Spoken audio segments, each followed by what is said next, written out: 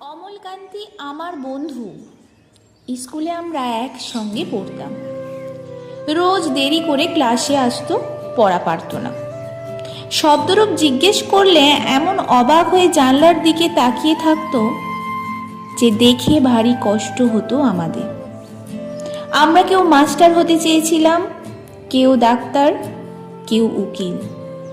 অমলকান্তি সেসব কিছু হতে চায়নি। সে রোদ্দুর হতে চেয়েছিল। ক্ষান্ত বর্ষণ, কাকটাকা বিকেলের সেই লাজুক রোদ্দুর। জাম আর জামরুলের পাতায় জানাকি অল্প একটু হাসির মতন লেগে থাকে। আমরা কেউ মাস্টার হয়েছি, কেউ ডাক্তার, কেউ উকিল। অমলকান্তি রোদ্দুর হতে পারেনি। সে এখন অন্ধকার এক ছাপাখানায় কাজ করে।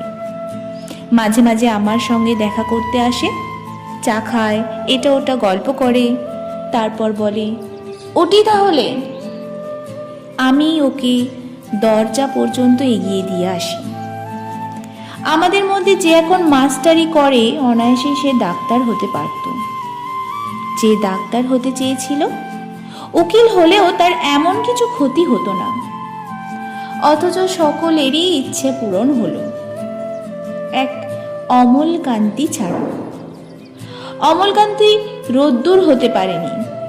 সেই অমলকান্তি রোদ্দুরের কথা ভাবতে ভাবতে ভাবতে ভাবতে যে একদিন রোদ্দুর হয়ে যেতে চেয়েছিল।